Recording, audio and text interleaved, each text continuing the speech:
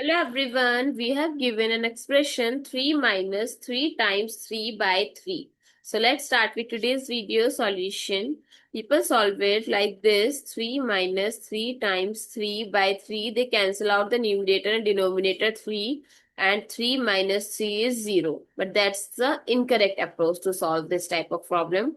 If you have confusion, we cannot cancel out numerator and denominator. So write it like this: numerator in bracket, then divide, then 3. So first you have to solve the bracket, the numerator.